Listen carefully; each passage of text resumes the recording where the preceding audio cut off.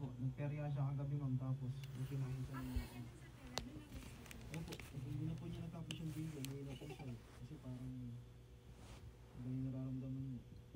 Hindi na siya umabot sa punuan. Sabi kayo rin, okay na kayo gaya dyan. Kaya po after niya dito, tapos pinagpapit na po. Okay na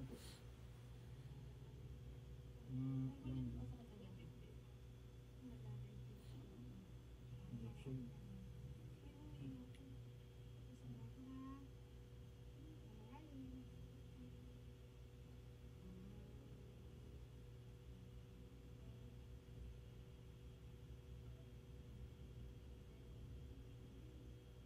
Natusok na rin? Ano hindi siya nasaktan? Tapang mo sa akin. Hindi mo na nagbago facial reaction. Okay. Hello guys. Ayan at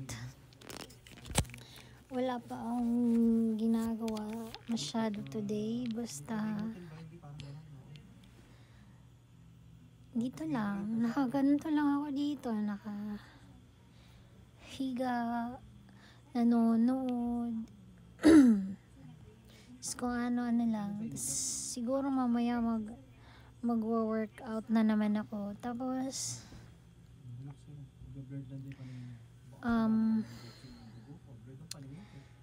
naisip ko kasi lumabas kasi parang nag-iba yung boses ko guys. Magpapa-reserve ako ng para sa general check-up ng sasakyan ko, pero tinatamad ako guys. May ganitong feeling ba kayo? Tinatamad, ayaw lumabas, gusto lang ganito lang, nakahiga lang, nanonood, naglalaro, cellphone, yung ganong feeling. Ang lakas kasi ng hangin sa labas, kaya hindi ako makalabas. Ang lakas ng hangin. Ayun, taba-taba ako na. Ganto lang ako guys. Oh. Kumot. Ganto lang. Tapos nanonood. Ayan. Ganyan lang. Nanonood ako ng mga vlogs. Ng mga idol kong vlogger.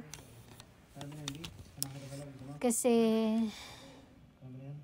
baka nakakapulot ako ng mga lessons, mga idea kung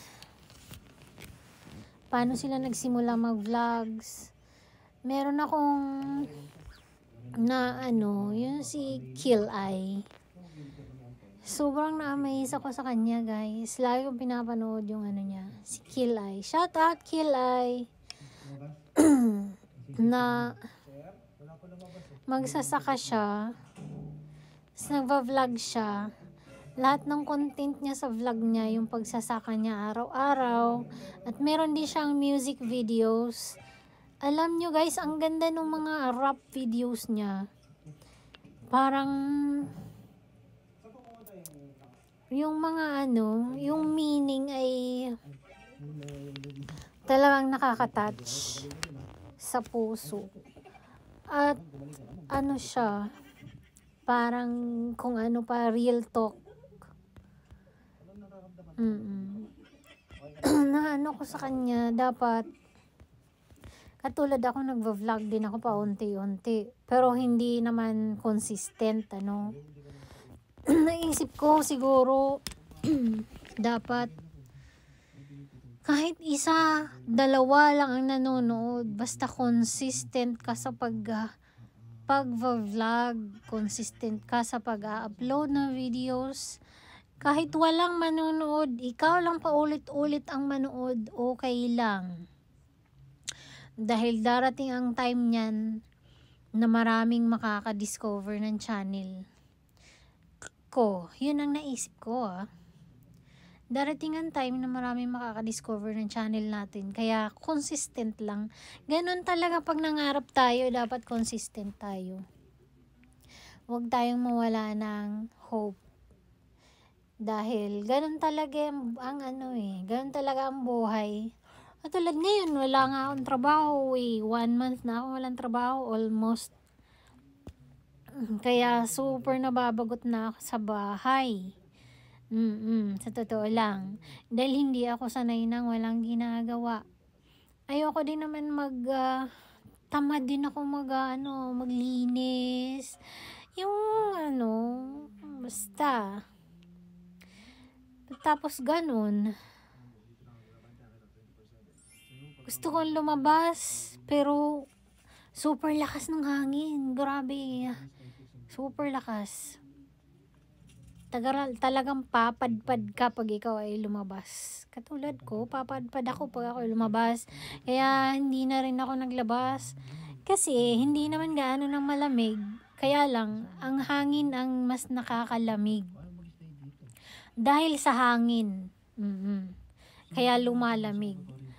Kaya guys, meron din ako YouTube channel.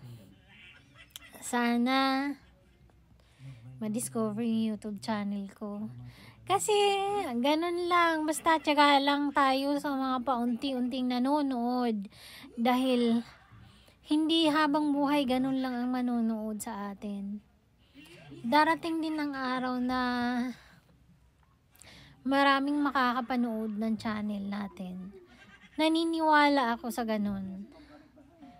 Kasi, walang permanente sa mundo. Hindi tayo ganun palagi. Darating din ang araw na para sa atin. Basta consistent lang sa pangarap, guys. Huwag lang sumuko. Yan ang naano ko kay talagang super na-amaze ako kay yung si Kilay. Na-discover na siya doon sa Jessica Soho, sa Wawawin. Na-discover na siya. Tapos nag-meet pa sila ni Sir Gavin. Yung Sir Gavin Kapinpin, malakas na vlogger na yun. Yung kagropo nila ni Norvin lang malakas, Lovely lang malakas. Yung kagropo nila si Sir Gavin Kapinpin and family, yung vlog nila malakas na yun at saka yun, na-meet niya ni Kilay. Na-meet na ni Kilay yun, pero bumagsak yung channel niya kasi nahack. So ngayon, back to zero na naman siya. Pero hindi siya mag-give up, guys. Nararamdaman niyang bumitaw na, pero hindi niya ginawa. Hindi niya ginawa ang nararamdaman niya dahil naniniwala siya na may panahon din para makabangon siya. So, ganun. Kaya guys, huwag tayong mawala ng pag-asa. Kaya never ako mawawala ng pag-asa. Iniisip ko, minsan nadadown ako, pero nararamdaman ko darating ang araw para sa atin. Guys, basta consistent lang tayo sa goal. Consistent lang tayo para maabot yung mga hilig, ang mga pangarap natin sa buhay. Dahil walang permanente. Buhay ay parang gulong. Ngayon kung nasa ilalim ka, bukas nasa ka na. 'Di ba? Ganun lang tayo, guys. Basta wag lang tayo mawala ng pag-asa. Dahil ganun nga. Natatawa ako dito. Okay.